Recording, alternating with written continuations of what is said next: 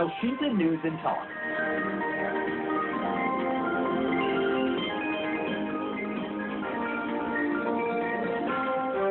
Pendengar, setelah melewati bulan Ramadan, umat muslim menyambut kemenangan di bulan Syawal hari ini. Semangat beribadah pada bulan Ramadan perlu senantiasa dijaga untuk meningkatkan keimanan. Ibadah puasa juga kembali bisa dilakukan umat muslim, yaitu puasa Syawal mulai esok hari. Bagaimana keutamaan puasa Syawal serta apa saja amalan-amalan yang dianjurkan di bulan Syawal, kami akan membahasnya bersama dengan pengasuh Pondok Pesantren Aqobah International School Jombang yang juga Wakil Ketua MUI Jombang, Kiai Haji Ahmad Junaidi Hidayat. Elshinta News and Talk. Pak Junaidi, mohon maaf lahir batin Pak Junaidi. Sama-sama Mbak Iyun, minal aidin wal faizin, maaf lahir batin. Inggih Pak Iyun. Ya Pak, ini sudah 1 Syawal hari ini, berarti besok bisa mulai misalnya masyarakat atau juga kita semua ingin menjalankan ibadah puasa Syawal, begitu ya Pak? Iya betul ya. Jadi besok memang mungkin bisa Iya. Mungkin bisa disampaikan keutamaan puasa Syawal itu seperti apa. Jadi biar kita mengingat kembali betapa agar bisa bersemangat kembali untuk menjalankannya, begitu Pak. Gitu Mbak Iyun ya. Inggih. Jadi besok itu memang hari di mana kita dianjurkan, disunahkan untuk melakukan puasa Syawal. Kalau bahasa masyarakat itu pada umumnya puasa Nyawal ya, Syawal itu ya. Ya. Jadi puasa Syawal itu hukumnya adalah sunnah, sangat dianjurkan untuk dilakukan oleh umat Islam, terhitung pada hari kedua bulan Syawal. Karena untuk hari pertama itu yang disebut dengan Yaumul Id, itu hukumnya haram ya berpuasa di hari tanggal 1 Syawal itu. Karena di 1 Syawal itu Yaumul Id itu adalah Yaumud Diyafatillah, di mana Allah memberikan jamuan kepada para hambanya sehingga diharamkan berpuasa. Jadi ibadah tapi malah berdosa itu ya di antaranya pada tanggal 1 Syawal itu, karena Yaumul Id ya, Yaumud Diyafatillah, di mana Allah menjamu terhadap para hambanya. Itulah maka kenapa ada zakat fitrah, karena diharapkan tanggal 1 Syawal itu tidak ada hamba Allah yang tidak bisa makan gitu, karena Allah mengharamkan puasa gitu kan, harus makan gitu kan, harus ada yang dimakan gitu ya. Nah, untuk puasa Syawal itu dimulai pada hari kedua bulan Syawal itu. Nah, untuk puasa Syawal sendiri disunahkan itu 6 hari. Itu kalau atas nama puasa Syawal ya. Tapi kalau puasa sunnah mutlak ya monggo lah. Ya, di luar 6 hari itu silahkan. Tapi untuk puasa Syawalnya sendiri, Kanjeng Nabi menentukan bahwa situn min Syawal. Jadi ada waktu 6 hari. Dalam hadis Nabi itu dikatakan bahwa barang siapa yang puasa Ramadan, summa adba'ahu sitan min Syawal, kemudian dia menyertakan atau menyusuli, lalu kemudian dia melakukan 6 hari puasa di bulan Syawal ini, maka Allah menghitungnya kasomid dahr. Jadi kasomid dahr itu nilai atau ganjarannya itu sama dengan puasa 1 tahun itu. Jadi 6 hari tapi dihitung atau diberikan ganjaran oleh Gusti Allah dengan hitungan atau dengan ganjaran seperti orang puasa 1 tahun secara terus-menerus. Itu puasa Nyawal itu tadi ya, Syawal, yaitu 6 hari setelah kita puasa Ramadan ini, dimulai tanggal 2 besok itu. Jadi fadilah atau keutamanya itu sangat besar sekali. Man syoma Ramadana tsumma atba'ahu sittan min Syawal, maka dia oleh Allah diberikan ya kasomid dahr. Ya, seperti puasa dalam 1 tahun itu. Ya. Itu gambaran yang diberikan oleh Kanjeng Nabi, itu fadilah atau keutamaan. Hingga kita berharap tentu umat Islam bisa melaksanakan itu, karena untuk bisa menyempurnakan atau bisa lebih melengkapi terhadap kemuliaan Ramadan, puasa di bulan Ramadan yang sudah kita lakukan. Ya, Mbak Iyun. Ya, nah kalau untuk pelaksanaan itu apakah memang bisa juga tidak harus setiap hari langsung 6 hari berturut-turut begitu, yang penting bulan Syawal itu, atau bagaimana sih Pak Junaidi? Iya, ada waktu yang dianjurkan, yang waktu yang utama, jadi 6 hari itu sesungguhnya diberikan kebebasan untuk melakukan, tetapi Nabi menganjurkannya nyambung setelah tanggal kedua ya. Hari kedua besok itu 6 hari berturut-turut itu lebih baik. Tetapi andai kata tidak memungkinkan karena kita masih riayan ya, masih sibuk dengan hari raya, dengan kegiatan-kegiatan biasanya lebih halal, berkunjung, silaturahmi yang butuh energi, butuh menghormat tuan rumah yang menyediakan makanan juga, maka kita boleh melakukan puasa Syawal itu, yang penting pada bulan Syawal. Tidak harus pada hari kedua, tapi bisa yang penting pada bulan Syawal, dan itu juga tidak harus berturut-turut. Bisa nyicil lah gitu ya, umpamanya dalam minggu pertama Syawal kita nyicil 2 kali atau 2 hari, besoknya lagi longgar, itu tetap dihitung lagi itu tetap dihitung 6 hari, ketika 6 hari itu namanya puasa Syawal itu, dan itu mendapatkan kemuliaan seperti yang dijanjikan tadi itu ya. Jadi tidak harus berturut-turut, tidak harus mulai besok hari kedua ya. Yang penting di bulan Syawal itu. Cuman anjurannya akan lebih bagus kalau dilakukan secara berturut-turut dan dimulai pada hari kedua Syawal itu. Jadi ada keutamaan lagi gitu ya. Setiap perintah itu biasanya begitu. Ada sesuatu yang paling utama, lalu kemudian ya di bawahnya lagi yang utama gitu, yang ada yang super utama lagi gitu ya. Itu cara Allah dalam memberikan syariat itu. Jadi logikanya kan begini, bahwa bulan Ramadan itu kita sudah dilatih untuk melakukan ibadah puasa, karena ibadah puasa itu kan sifatnya tarkiyah, ibadatun tarkiyah. Ibadah di mana kita tarkus syai', meninggalkan sesuatu ya. Meninggalkan sesuatu itu perlu latihan, dan itu kita dilatih, diedukasi oleh Gusti Allah, dididik dalam 1 bulan Ramadan itu untuk berpuasa. Nah, ketika kebaikan puasa itu membentuk diri kita, yang dalam bahasa Al-Quran disebut tattaqun, la'allakum tattaqun, menjadi manusia yang bertakwa, maka indikator dari ketakwaan itu diantaranya adalah kita lalu kemudian ingin melakukan kebaikan-kebaikan berikutnya. Kebaikan berikutnya itu apa? Oleh Gusti Allah diberikan syariat yang berupa puasa Syawal itu.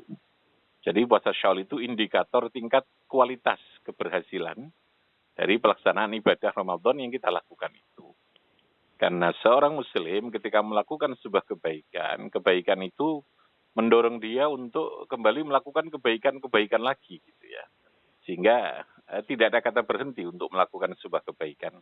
Baik kebaikan yang berkaitan dengan perintah agama secara langsung, namanya ibadah Ramadan, maupun kebaikan-kebaikan sosial kehidupan bermasyarakat ini. Termasuk di dalamnya ada silaturahmi di bulan Syawal. Itu kira-kira gambarannya seperti itulah ya, di antara kenapa kita dianjurkan untuk melakukan ibadah puasa di bulan Syawal ini, 6 hari poso nyawal itu ya. Nggih, Mbak Yu. Iya.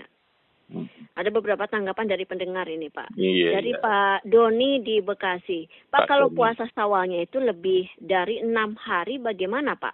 Bagaimana kalau 6 harinya itu dicicil, misalnya 2 hari di awal, kemudian 2 hari di tengah, 2 hari di akhir bulan Syawal. Kemudian ada juga dari Bu Tina di Tangerang. Pak, apakah benar kalau puasa Syawal itu diampuni dosanya 1 tahun sebelum dan sesudahnya? Iya. Silakan, Pak. Jadi begini Pak Doni ya, tadi sudah saya jelaskan di awal, mungkin baru masuk ya. Jadi puasa Syawal itu boleh dilakukan, nyicil itu boleh tadi. Yang penting pada bulan Syawal. Kemudian bagaimana kalau andai kata itu lebih dari 6 hari, yang dianggap puasa Syawal tetap yang 6 hari itu. Tapi kelebihannya itu tetap sebagai ibadah. Ibadah yang tidak dianggap sebagai puasa Syawal, tetap dapat pahala. Tapi tidak lagi masuk kategori dalam pengertian ibadah puasa Syawal yang 6 hari tadi ini. Ya. Karena untuk puasa Syawal yang dinyatakan Kanjeng Nabi itu 6 hari. Ya sama dengan kita sholat sunnah ya. Kalau kita ada namanya sholat sunnah rawatib ya. Qobliyah atau ba'diyah sholat ya. Itu kan ada ketentuannya. Kalau qoblal zuhri, qoblal asri itu ada 4 rakaat. Umpamanya begitu ya. Kemudian ada ba'da zuhri itu 2 rakaat. Nah, ketika kita sholat atas nama qobliyat zuhri, qoblal zuhri ya maksimalnya 2 rakaat, 4 rakaat itu. Andai kata kita mau lebih, tidak apa-apa, tapi itu bukan qobliyat zuhri, tapi namanya sholat sunat mutlak. Sholat sunat mutlak namanya. Artinya sholat sunat yang tanpa judul lah, tanpa nama gitu ya. Sama dengan tadi, kalau Syawal itu harinya ya 6 hari yang dihitung gitu loh ya, sebagai puasa Syawal. Tapi umpamanya lebih bagaimana, enggak apa-apa. Itu nanti bisa sunat hari Senin, hari Kamis umpamanya kita puasa itu, atau sholat puasa sunat mutlak tadi itu. Sholat sunat yang kita lakukan tanpa terikat oleh sebuah ketentuan hari atau nama tertentu itu. Boleh, dan itu tetap dapat pahala. Cuman pahala yang dijanjikan, tadi yang ditanya oleh Bu Tina tadi ya, yang kedua, Iya. yang puasa 6 hari itu diberikan imbalan pahala yang besar oleh Allah, as-somid dahr itu ya 6 hari itu di Syawal itu. Selebihnya dapat pahala dengan standar ganjaran sebagaimana yang telah Berbeda ditentukan Allah ya. pada umumnya puasa itu nggih. Ya. Iya. Jadi ya Allah mengampuni dosa tadi itu ya. Dosa dalam yang kita lakukan ya sesuai dengan yang dikehendaki oleh Gusti Allah. Salah satu bentuk cara kita bertaubat dari kesalahan itu diantaranya adalah melakukan kebaikan dalam bentuk ibadah di bulan puasa di bulan Syawal itu dalam bentuk puasa Syawal. Nggih. Nggih. Iya. Kemudian Nggih, iya. kalau selain puasa Syawal ini ya Pak ya, Iya, ini iya, seperti iya. yang ditanyakan Bu Ayu nih di Jakarta Selatan.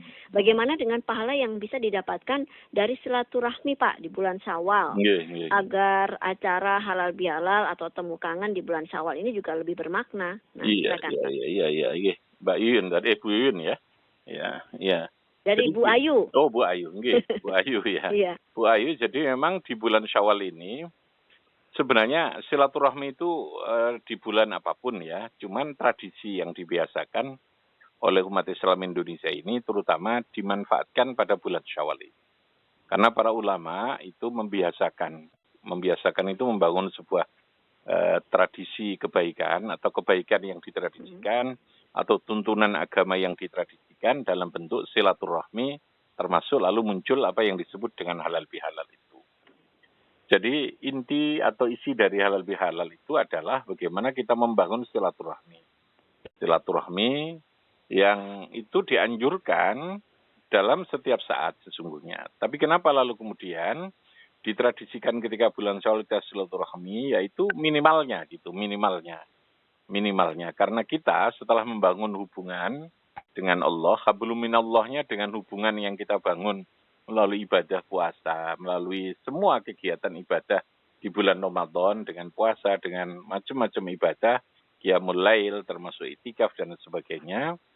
Setelah hubungan kita ini kita bangun clear, kita bangun untuk menyelesaikan hubungan kita kembali kepada Allah itu, hubungan itu kita bangun dengan baik, lalu kita dianjurkan untuk membangun hubungan hablum minan nasnya itu.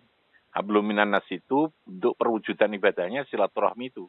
Silaturahmi, membangun hubungan kekeluargaan, membangun hubungan kasih sayang yang dibangun atas dasar atas dasar kasih sayang. Jadi sifat yang dimiliki oleh Allah Rahman Rahim, silaturahim. Ar-Rahim itu kasih sayang kita bangun, bukan atas dasar kepentingan. Bukan atas dasar kepentingan apapun, kepentingan ekonomi, kepentingan politik, macam-macam lah.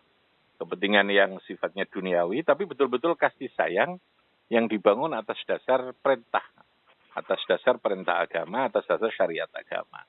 Nah, itulah yang dianjurkan. Nah, di Indonesia ini, sekali lagi, tradisi kebaikan itu diupayakan oleh para ulama dan lalu menjadi kebiasaan mari riahan ada silaturahmi itu.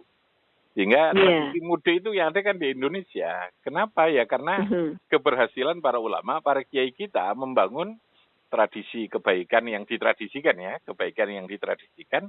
yang berupa syariat agama, berupa silaturahmi itu menempel pada bulan Syawal ini.